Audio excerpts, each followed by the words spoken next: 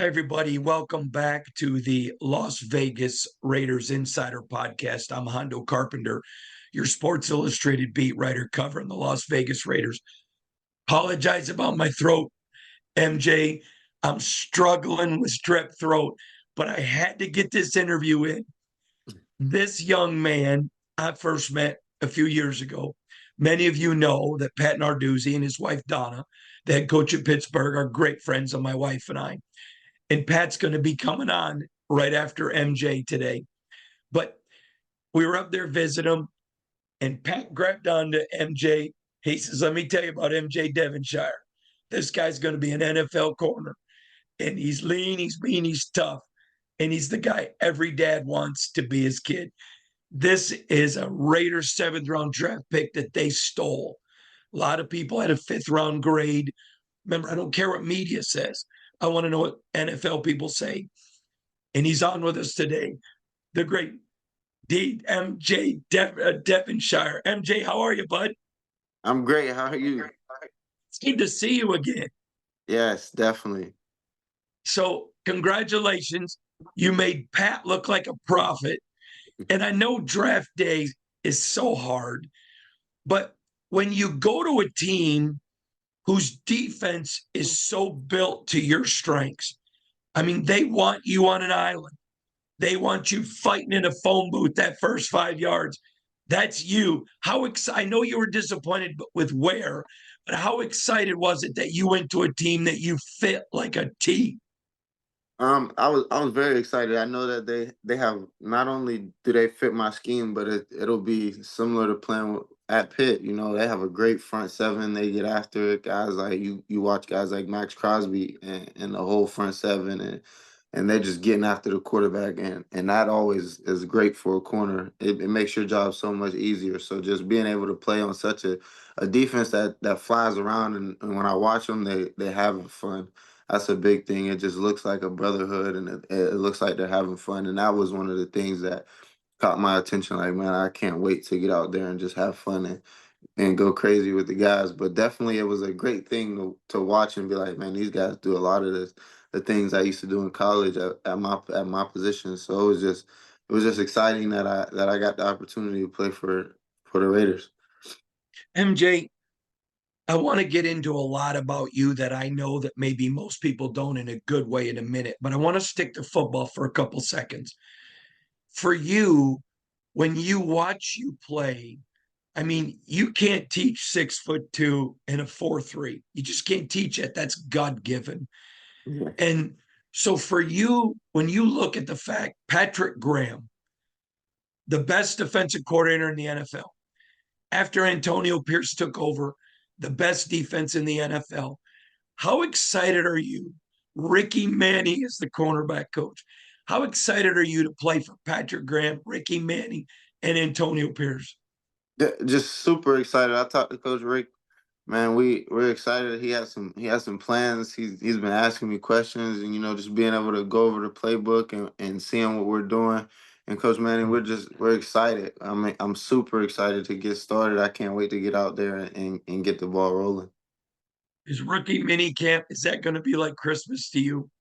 Yeah, it's gonna be a great day. Just when I get off the plane, it's gonna just as soon as I get off the plane, it's gonna be like Christmas. Just being able to fulfill my dream and no better place to do it starting in Vegas. So I agree definitely. with you.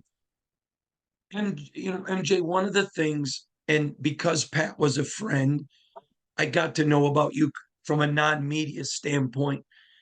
You were one of those guys, never had to worry about you getting in trouble. If anything, you were always in the football building, watching film, lifting, taking care of your body. You are the kind of guy coaches dream of as far as being a football gym rat.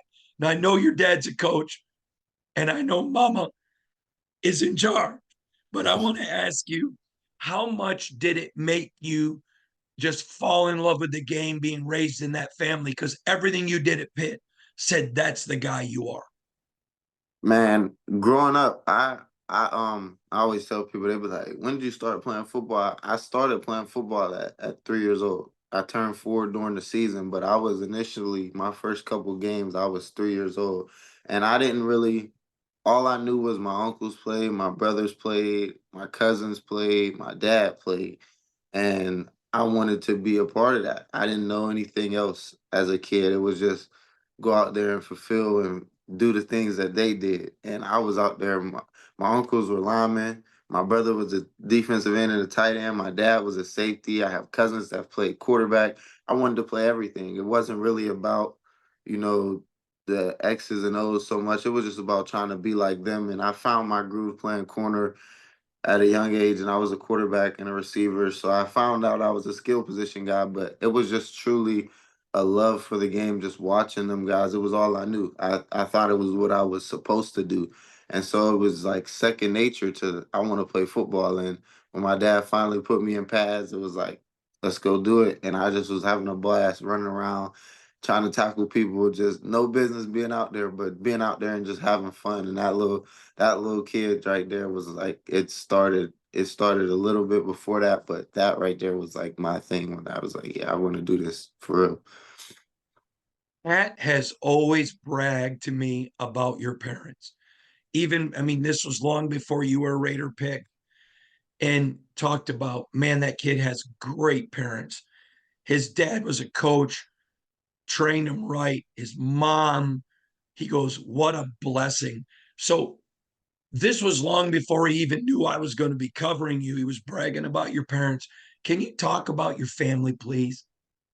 Yeah, they're special, man. I see it every day, and I was excited on draft day that they got a chance to just see me be successful and see the hard work that they put in finally be Mhm. accomplished for not only me but for them. So they're great. You know, my mom, she's tough on us, and even though like she learned football throughout me playing, it was like you want to play, well, I'm gonna learn. And she came to games and she's never missed. And she just sits there and it's like she'll ask, especially being in a crowd by herself with my dad coaching after the game, she might ask, so what was this and what are y'all talking about? And she'll just sit there and sometimes just listen. And then next time we talk about it, she'll know a little bit more. And she just keeps going and it helps.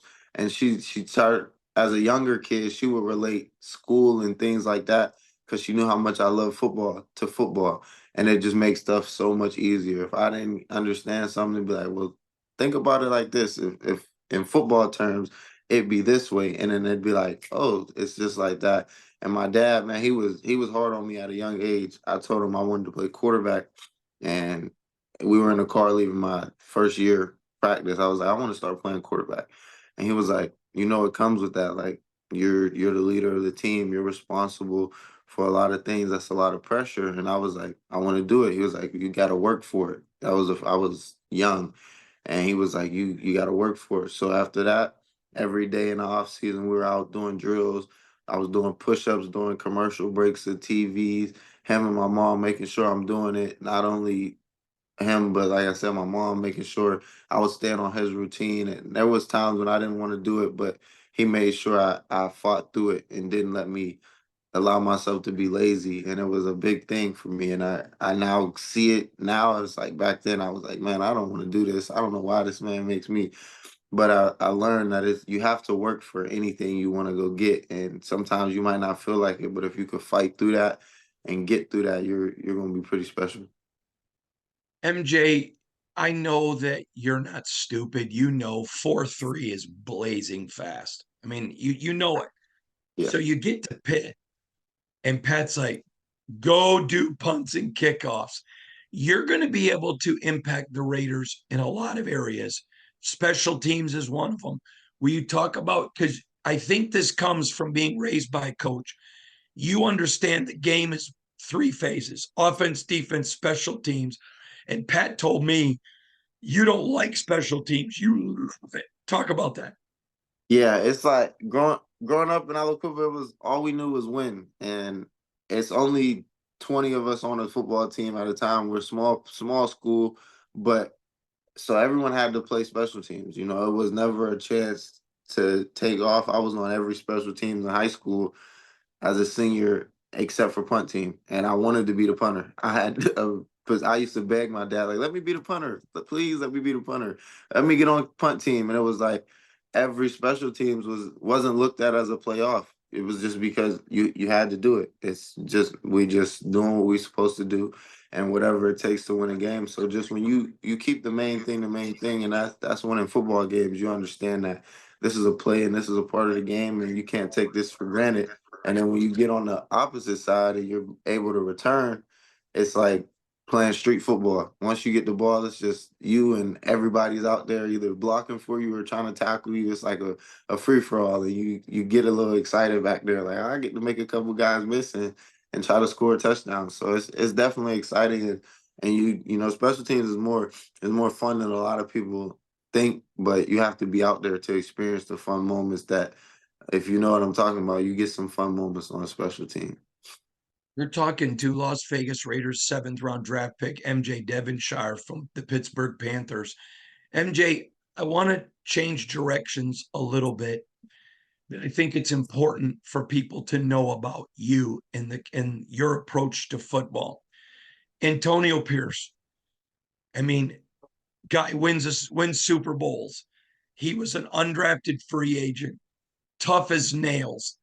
For you to get to play for a guy like that, how excited is it to be able to? I mean, you love football. You saw what he did with the Raiders last year when he got the job. How exciting is it for you to be in that locker room with that guy? It's super exciting to not only as a coach, but a lot of the things he does as a coach, you can tell it shows how much of a good person he is. You know, he was a former player and he understands us a little bit more than maybe the next guy. But just from before I was even thinking about being a Raider, before I was in the draft, just watching last season, and I heard like he brings everybody to the games. You know, everybody's a part of this, and that's kind of an aliquip and a pit mentality. You know, we all in. It's just us in this facility. Whether you're a player, staff member, everybody in this facility plays a part into winning games on whether it's Saturday or now Sundays. Everybody in this building plays a part, and I think he's big on that. And from the people I've spoken to and everything that's been going on in this past week, I can get a feel that it's really family oriented, and it's the reason why guys are bought in because you understand it takes more than just me. This is a team sport and we're a big team. And when your team is big and your team is bought in, you'll definitely be successful. 100% agree with you. I want to ask you because I know something about you that the public doesn't. This year, the Raiders had over 30 players that were at the facility every day. They just worked hard in the offseason. They all in, teammates, great facilities, great food. Great, I mean, the best facility in the NFL. And what fans need to know is that was you. You're working every day at the Pitt facility. You're going to fit right in with what we call that Max Crosby, or as you know, Pat Narduzzi calls that dog mentality. MJ Devonshire, you got that, don't you? Yeah, definitely. You got to, and you gotta want it, and you gotta want to be special, but you gotta love the process as much as you love the outcome, if not more. And the process is being there in the off season and going and working out and going and doing the things that the media or anybody might not see. There's times when you might have to go to the field by yourself and just make it your safe space, make it your peace. You know, sometimes I'll just go to the field when I'm bored or if I'm not feeling it and not having a good day, let's just go to the field. Let's just do some drills. Let's just backpedal, see how we feel after. You know, you start to not focus on everything. It's a stress reliever. It's a lot of different things, and it all contributes to the success that you want to get in the fall. That's a great point. Uh, I want to turn now, MJ, and talk about you, the player. Pat Narduzzi says that one of the things that makes you great is that you're able to see the film, break down the film, and you're not one of these guys with a giant ego that thinks you're the greatest thing in the world. You always want to get better. So I'm going to ask you, what do you got to get better at the next level? Being more physical, you just gotta in this league it's a step up and you're playing with grown men. So now you gotta turn your physicality up even more than where you were before. And I honestly it's for me, it's everything. I think getting better at something every day is eventually you stack brick by brick, whatever that select thing is day by day, you just keep getting better. But for me, number one is being physical and definitely improving my cover skills. A lot of people may say he's great in coverage, but there's still some things you have to improve being on a new level. There's new rules and there's different receivers. These are the best of the best, so you got to be able to compete with the best of the best, and you can't expect to just come in and cover guys like Devontae Adams day one. It just doesn't work like that. You got to learn, and you got to learn from. I got to learn from him and learn from the guys on my side, and develop into what I was in college to be that in the NFL. Pat told me, and I saw it when I was there, you love the game. And I'm curious, when you're a young player like you, and you know every day in practice, I'm going to go against Devontae Adams, the best in the NFL, Jacoby Myers. I'm going to go against Trey Tucker, who is maybe the first guy I'm going to play who can match me step for step with speed. How much better does MJ Devonshire get just in practice? A lot better. The competition in practice is like you want practice to be harder than the games, and I feel like a lot of times practice will be harder than the games when you're playing with the best in the game. So just that excited me on draft day. I told my dad, I was like, I get to go out there and watch Devontae Adams like in practice every day. That my competitive nature is something that drives me. Just the you can't fear getting beat, and you can't really worry too much about winning. It's just the fact that I'm out here, I get to compete. And that right there, as long as I have a chance, if we both put on our cleats and we tie them up the same, then we both got a chance, and you got to go out there and try your hardest. And there's times when I might lose and we want to run it back. I know it won't work like that in the NFL, but I can't shut practice down. But I definitely, if I lose a rep, we gotta figure it out until I win. And it's not because I feel like I'm better than the next person or it shouldn't go down like that. I just feel like I expect more from myself, and I want to learn so much that I eventually become that much better. Last year, the Raiders had a rookie corner named Jacorian Bennett from Maryland, and he would jump in and try to get every extra rep he could against Devontae. When they went in the locker room, he would go over to Devontae, hey, give me some pointers. What could I have done different? You're that kind of guy too, though, aren't you, MJ? You're the guy that's going to go to him. You're going to go to a veteran corner, help me, critique me, make me better. That's your mentality. That's your dog mentality, isn't it? Definitely, and it makes you better because you might learn things about yourself that you weren't sure of, and now you're aware of it, and that's step one to fixing a problem. If you have a problem and somebody else notices it, and then you're able to address it and assess it, you'll start to notice you're starting to fix that slowly but surely, and it might not be overnight. It might be something small, as in a false step, but eventually it'll make you a better player. So yeah, definitely being in older corners and even receivers' ears. In college, me and Bub, we talked every day. It was like you did this, I like this. You take this in the game, it'll work because of this, that, and the third. This is how it made me feel, or you did this, and this is why I was able to do this. And back and forth like that, it made each other better. And I definitely think in this organization, we're gonna definitely do a lot of that. Me and the receivers, and then also me in the corners, and just working and taking something from each other. Last question from me, but I got to ask this one. Your mom and dad have been have done a tremendous job of finding the balance between being parents and pushing you towards your dreams that you wanted. It's what you said you wanted. We Hmm. live in a society, MJ, where it doesn't matter what color you are. We got a lot of kids that aren't being parented, got a lot of parents that try to use their kids or whatever. That's not you. You were raised by two of the finest parents to ever raise an athlete. And for you, what does it mean for you to have reached this dream and have two parents that you have that put It means a lot. Like I said earlier, seeing the excitement on their face, it was big. It was like a dream come true for not only me but for them because they know how much I cared and how much I wanted this, and they believed in it just as much as me. They knew it was really no other option for me. It was NFL or it was all or nothing, and I put all my chips in on the table in this. And to see them, it was like we all cashed out. We all won, we all beat the dealer, and not just my family so much, the community. Aliquippa, guys, we send guys to the NFL a lot, but it was just for me to be the next one. And in this community, it's not. You're often not raised by just one person. You can ask any of my friends.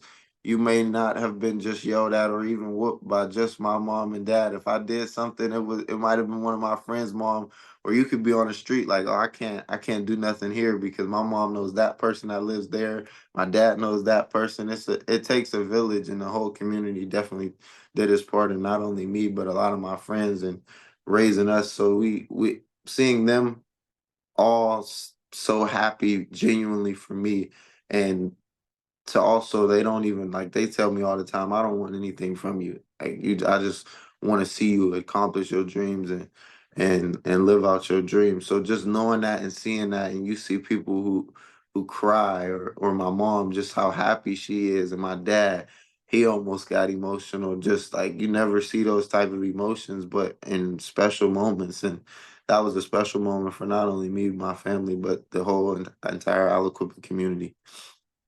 Well, I'm going to tell you something. I was raised in the cornfields of Langsburg, Michigan, and I've been whooped by my friends' parents too. So it may have been two different worlds, but it's the same world. It's being raised by Definitely. good people. Definitely. All right, listen, we're going to interview your coach now. So we're going to throw it to Coach Narduzzi. That is the one and only MJ Devonshire, Pittsburgh Panther, now a Las Vegas Raiders. I have got to talk to this guy. When you do what I do, you meet so many coaches, but some become friends. Some you get to know their families and you get to love them and care about them as people. This is, if I had only three people I could call in a crisis, this man would be one of them. One of my best friends on the planet, the head coach of the Pittsburgh Panthers, a number one dad, great husband. His wife, Donna, is one of the most precious human beings in the world, and his kids are precious. The great Pat Narduzzi. Hi, Pat. Hey, Hondo, how you doing? Thanks for that great Doing introduction. great. You're the best. Oh, You're the best. Obviously, we worked for 8 years, I guess, at Michigan State, and had a great time with you up there, and appreciate everything you do. In Spartan Nation, I guess, and also with the Raiders. no. I appreciate you, Pat, and our friendship. I want to talk today about MJ. This is a kid that has all of the physical tools that only God can give. 6'2", 4'3", 40. Would you talk about those parts of his game first? Yeah, MJ is a guy from the Pittsburgh area, played at Aliquippa High School, and like you said, he's long. He's got long arms. He's tall. He's athletic. He's rangy, and he can run. And on top of all that, with all the physical attributes that he has, I think the biggest thing that MJ Devonshire has is that he's a playmaker. He is a playmaker. He wants the ball. He wants to make big plays. And people talk about his ability to play corner, Hondo. His ability to also be a punt returner and a kick returner. And again, obviously, punt returner is a lot harder than kick returner. He wants the ball in his hands. He's a great. If you pull some of his Aliquippa high school tape, he was a great punt returner. He left Aliquippa, went to Kentucky. We ended up getting him on the bounce back. And when he got here, Kentucky didn't let him return punts. We're like, hey, you can return punts here. We'll give you an opportunity. So he got his opportunity back there, and he made do with it. So he can help you in specialties in any facet of the game, and he's a long athletic quarterback. Pat, you are universally lauded around the college football as one of the best defensive minds in the entire game, not just in the ACC, but in the entire game. Patrick Graham is the best defensive coordinator in the NFL, Raiders. They had the number one defense after Antonio Pierce took over. They want their corners to do what yours do. Start out in a phone booth, press coverage, physical. Obviously, every college kid, I don't care if you're the number one pick or Mr. Irrelevant or a UDFA, everybody's got to improve. But clearly, you saw those skills in MJ, and the NFL did as well. Can you talk about that part of his game? Yeah, I think the one thing about the University of Pittsburgh, if you come here, is our corners are going to press every down.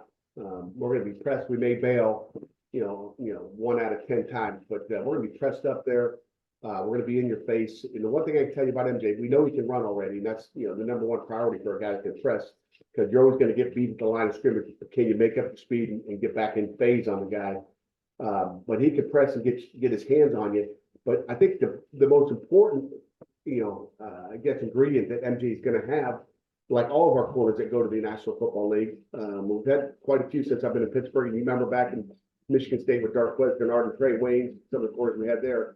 That has continued here in Pittsburgh the last 9 seasons. But the one thing that MJ is going to bring to the Raiders and that defense is that he's not going to be afraid. They're going to bring some corners in that played half the time, playing off coverage, playing soft, and playing cover 3 and whatever it may be. This guy is used to it. Like when they come into camp and they say, "Hey, you're pressing out there," he's going to be like, "Okay, that's good. I do that all day. That's my job." Okay, so it will not be foreign to him. He's gonna embrace it. He's gonna love it. That's why we have corners that run 4.6 40s that have made major money in the NFL because they play good technique and they don't get a tight rear end when they get put in that position. There's some guys that can run, but they get put up there and they're not used to it. They're going, "Oh gosh, I haven't done it like this before." MJ is going to walk up, into that camp, and again, I'm assuming they might be out there right now in some of the voluntary camps right now, workouts. He's going to walk in and be able to do it right now, and he will not get nervous.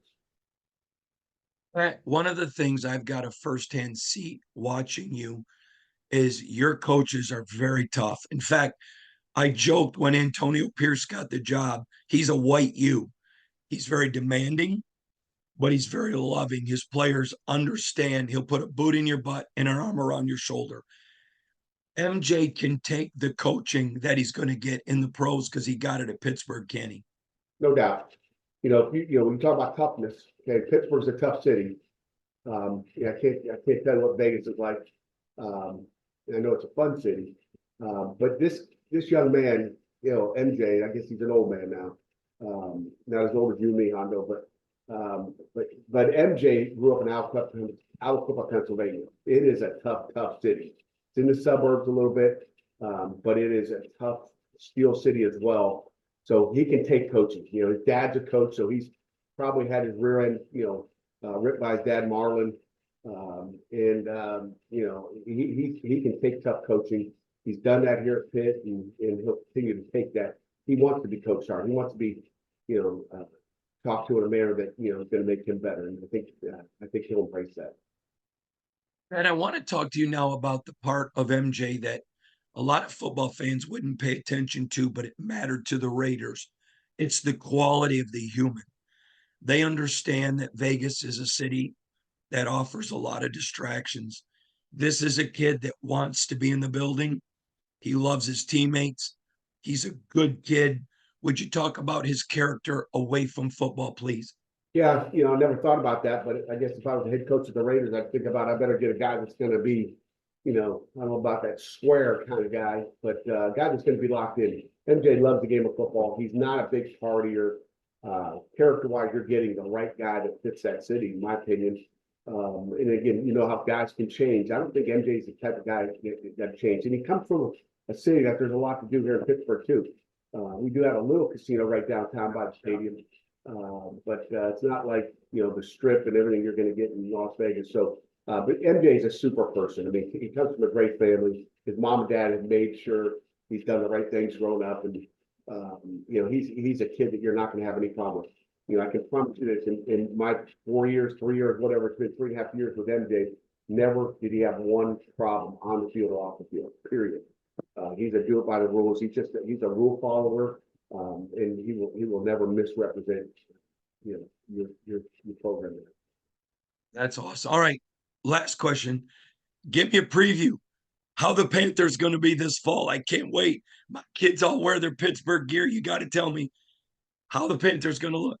First of all, I need to get you some more Pittsburgh gear. I think we're going to be pretty good. We had 2 really good seasons. 21, we win an ACC championship. The next year, I think we win 9 and beat UCLA in a bowl game. And then we came out last year, and again, I think our kids thought that, hey, we're just going to show up and have the ability to win another championship. So it was a little disappointing, Hondo. But you know what? I say this, it's like a prize fight. I heard Mike Tyson's getting back in the ring too, by the way. He's one of those guys we grew up with, but sometimes you're gonna have to get knocked down to get back up.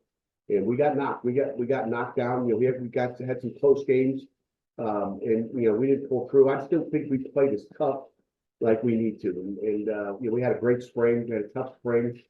Made, you know, wholesale changes on the offensive staff, which is never easy to do. You know that, Hondo. So brought in Cade Bell as our offensive coordinator. You know, we're going to score some points on offense, which is going to give the defense a little relief. It's always nice when we get help on offense or from your offense as for the defense. So I'm excited about our staff. I think our kids are really excited about, you know, what we've done change wise on the offense, and really in special teams as well. We got a new special teams coordinator as well. So I'm excited about 2024, and can't wait to watch our guys get to work. Yeah, last question. I learned from you. I mean, I'd heard NFL people use it, but you're the one who really used the term dog. In fact, in your office, you got a bone signed by your defensive players who gave it to you. And you talked about pups becoming dogs. That dog mentality is what the Raiders want. It's what they talk about. You were the first I heard really use it in college. If you're talking to a bunch of fans, what's a dog? Ooh, dog is a guy you can count on. A guy that, regardless of what the situation is, he's going to bite your face off. I mean, that's kind of, you know, it's not really good to say the pit bull and all that stuff, but you want, you know, what we had back in the day, you know, the Spartan dogs there, and you know, we want guys that are going to bite you, and not guys that are going to, you know, squeal and run away from you. But you know, that dog mentality, that killer instinct, that guy that, you know, no matter what, is going to go out and play for you. You know, that team guy, and I think that's what you're getting in today, another dog. I love it. Pat, I've said this as long as we've been friends. I tell every parent, you want a guy that's going to coach your kid and love your kid. You send him to Pittsburgh, where Pat runs a program, but Donna is the mom. And I got to tell you, I love you and Donna and your kids. I miss her meatballs. Hey, we missed that. We missed that that burger used to get us, you know? All that cow used to get us a half a cow. So I know. we missed a half a cow. Buddy. I appreciate you. Thanks for joining us, Pat. I love you, buddy. Hug Donna for me. Love you too, Hunter. You got it. Thank you very much, and hail to Pitt. Bye, buddy.